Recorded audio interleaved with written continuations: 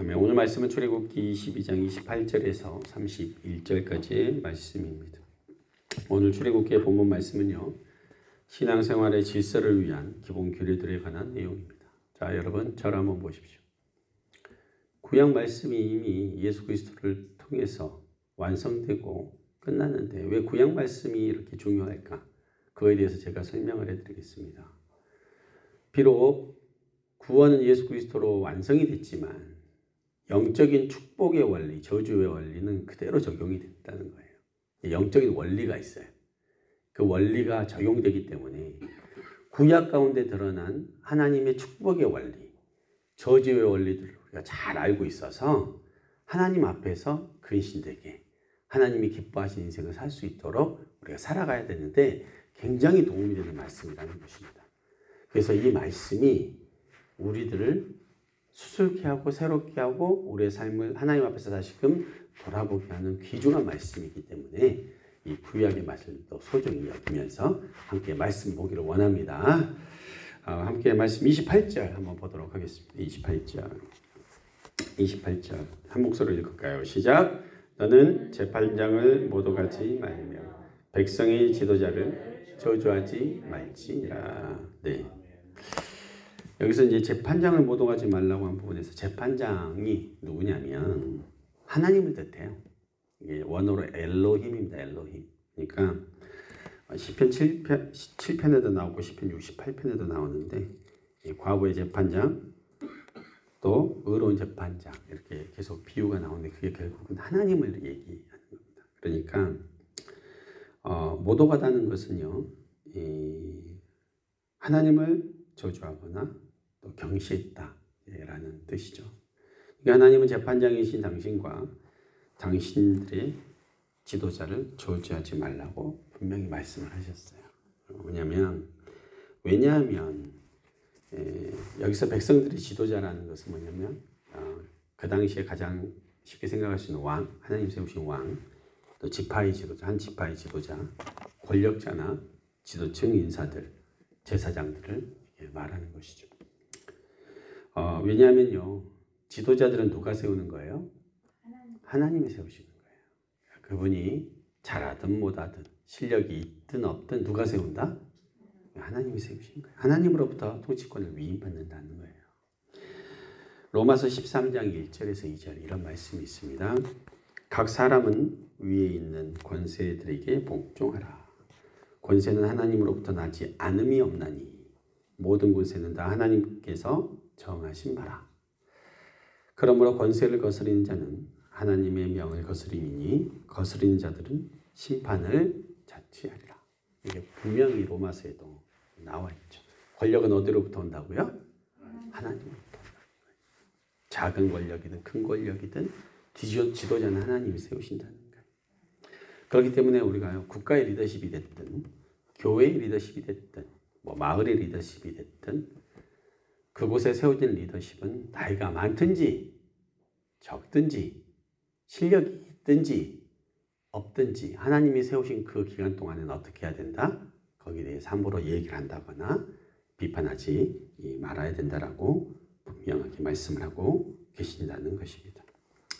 그래서 여러분들 우리 교회에서도 마찬가지죠. 우리 교회에 세우신 리더십들, 장로님들, 또 우리 권사님들, 구역장님들, 또 목회자인 저를 위해서 정말로 기도하는 사람들이 돼야 됩니다. 이런 리더십들이 교회 운영을 잘하고 잘 협력할 수 있도록 하는 것이 너무너무 중요한 것이죠. 그래서 여러분 저는 분명히 얘기해요. 제가 기도할 때 가장 먼저 하는 기도가 뭐냐면 우리 장로님들, 우리 구역장님들은 빼놓지 않고 기도를 해요. 왜냐하면 제일 중요하신 분들이니까 우리 교회에서. 그죠? 그러면 여러분들은 누구를 위해서 기도해 줘야 될 것 같아요? 네, 교회 리더십으로 세운 저를 위해서 여러분들도 기도해 주셔야 돼요.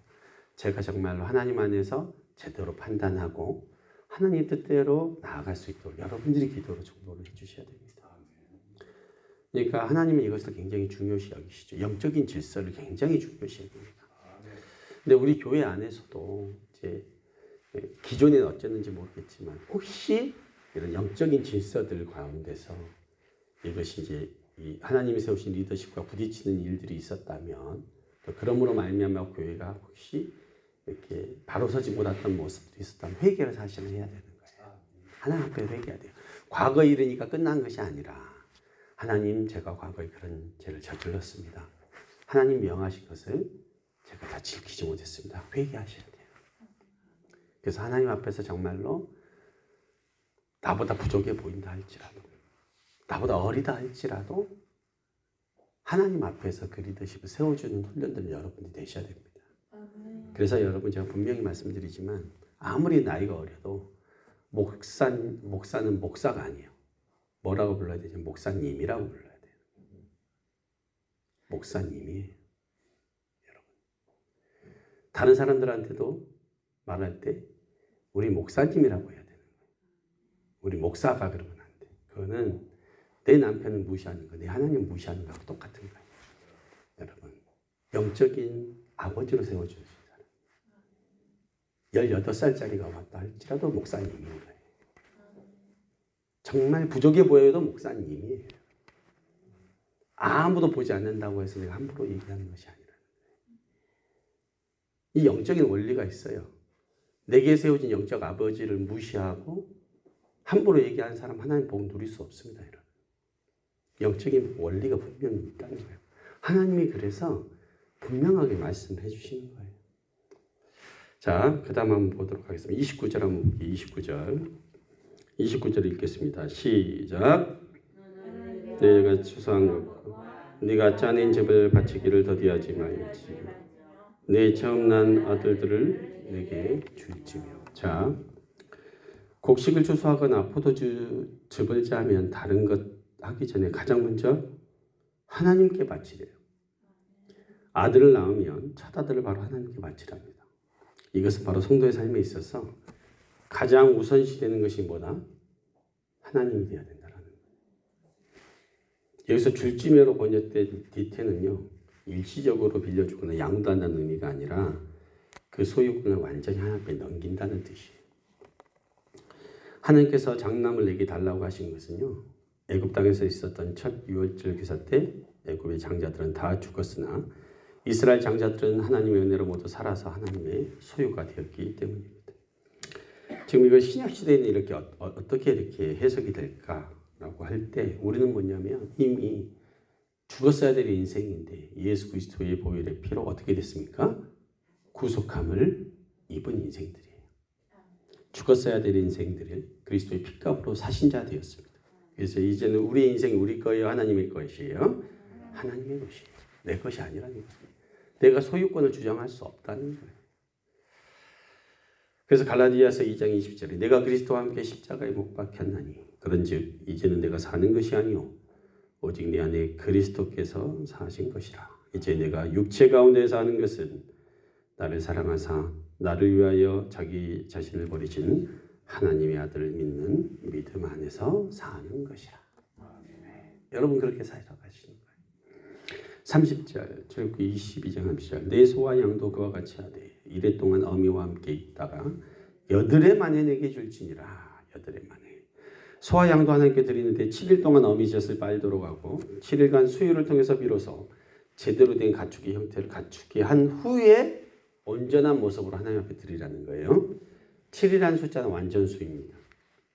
하나님께 속한 거룩한 수죠. 이 7이 어떻게 나온 수냐면 성삼위 하나님의 3, 동서남북 4가 합해져서 7이 나온 거예요. 완전수입니다. 그러니까 7일을 보낸 다음에 8일째 만에 가축을 하나님께 드려졌는데 이거는요. 새로 태어난 남자 사내 아이를 할례할 때 8일 만에 하거든요. 같은 동일한 원리입니다. 신상화 할례는 하나님, 아이와 하나님과의 언약의 관계를 딱 의미하는 거예요. 하나님께 온전히 바쳐진 인생이라는 것을 표시하는 거예요. 자, 그러면 하나님께 드려지는 것은 부족한 것을 드리는 것이 아니라는 거예요. 최상의 것, 완전한 것을 드려야 되는 거예요. 하나님께 부족한 것, 흠 있는 것을 드리는 것은 그분의 완전하심을 못 오가는 일이에요. 그래서 제사 드릴 때도 1년 된 흠 없는 순양, 그죠? 하나님 앞에 드리는 거예요. 마지못해 겨우 흉내만 내는 것을 해서는 안 돼요. 나와 내 가족을 위해서는 따로 최고로 좋은 것 따로 놔두고 하나님께는 남겨진 것, 부족한 것 이런 걸 드리는 것은 절대 안 된다는 거예요. 하나님 그것을 모르지 않으신다는 거죠. 제가 전에 이런 경험이 있어요. 어떤 분이 사업장을 이렇게 차리셔가지고 이제 새로 사업장을 해야 되니까 하나님 복을 받아야 되잖아요. 그러니까 기도 부탁을 하는 거예요. 그리고 이제 때때마다 연락을 막 주셨어요. 그러면서 그게 먹는 음식 관련된 이제 장사를 하셨는데 하루는 보내주시겠다는 거예요. 그래서 그게 이제 뭐 한 이틀, 3일, 한 이틀, 3일이면 이제 음식도 기간이 있잖아요. 근데 이틀, 3일이 넘어가면 못 먹게 되는 이제 그런 음식 종류였는데 그분이 이제 거리가 있으니까 택배 같은 걸로 보내주신다는 거예요. 근데 택배 보면 여러분 최소한 요즘에는 1박 2일, 늦어도 2박 3일 안에는 오죠. 근데 약간 위험할 수도 있고 그렇긴 한데 물건을 받아봤어요. 교회에 드린다고 해서 물건을 받아봤는데 이미 이게 어느 정도 먹기가 애매한 상태로 온 거예요. 그러면 그 얘기는 뭐냐? 재고로 남아버린 걸 보낸 것 같은 거예요. 딱 봐도.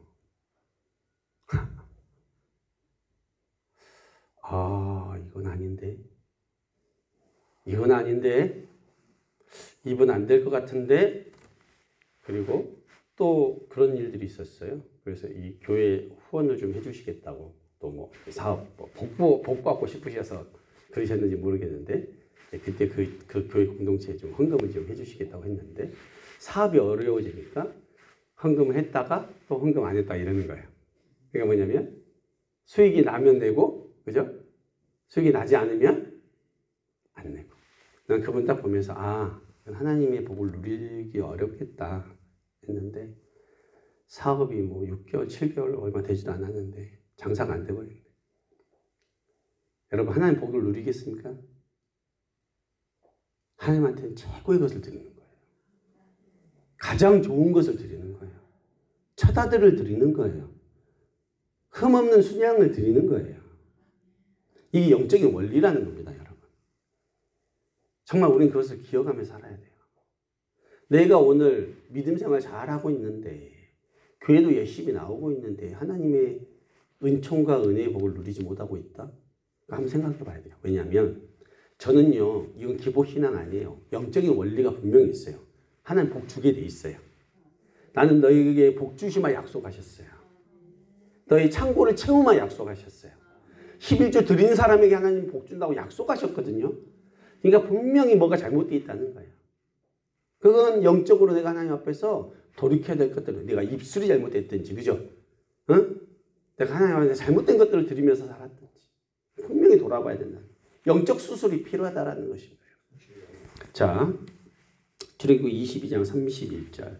너희는 내게 거룩한 사람이 될지니. 마지막 구절에 하나님께서 너희는 내게 거룩한 사람이 되라고 했어요. 거룩한이라고 버릴 땐 코데시는요, 순수하다, 깨끗하다, 성결하다라는 의미를 가지고 있습니다. 하나님께 자신을 헌신한 자, 자신의 소유로 구별된 자, 오직 하나님을 섬기기 위해 정해진 자, 모든 부정과 죄악으로부터 분리된 온전케 된 자라는 것을 의미하고 있습니다. 하나님께서 이스라엘 노역과 압제의 땅 애굽에서 구해내신 가장 큰 목적이 뭐냐면 너희가 내게 대하여 제사장 나라가 되며 거룩한 백성이 되리라. 너는 이 말을 이스라엘 자손에게 고할지니라. 무슨 백성? 거룩한 백성. 이스라엘 백성들로 하여금 이처럼 거룩한 백성이 되게 하기 위함이었다. 그런데 하나님께서 거룩에 대해서 요구하시면서 그 뒤에 무슨 문장이 나왔어요? 읽어보시겠습니다. 뭐라고 하셨어요? 시작. 들에 의해서 짐승에게 찢긴 동물의 고기를 먹지 말고 그것을 개에게 던질지니라. 이거 뭐냐면요, 하나님은요, 인간에게 있어서 거룩을 요구하실 때 먹는 문제가 굉장히 중요하다는 것을 먹는 거에 대해서 소홀하게 여기지 말라고 말씀하신 거예요. 이게 뭐냐면 입으로 들어가는 것과 입으로 나온 것을 제대로 관리하지 못하면 거룩한 삶을 살 수가 없다. 이 관점에서 보면 28절은 뭐예요? 입에서 나오는 말에 관한 문제죠. 그죠? 29절은 입으로 들어가는 먹는 것의 문제죠. 그 다음에 자녀는 자기 몸에서 태어난 존재고, 그죠? 그리고 소나 양인 나의 소유물에서 태어난 것도 거룩해야 되잖아요. 그죠? 거룩하게 드려줘야 되잖아요. 찢긴 동물도 함부로 먹어서는 안 돼요. 거룩을 상하게 하는 거예요. 그러니까 뭐냐면 이건 먹든지 마시든지 무엇을 하든지 다 뭐라? 하나님의 영광을 위해서 해라. 거룩한 성도는 함부로 살아서는 안 되고 함부로 말해서도 안 되고 함부로 먹어서도 안 된다는 거예요.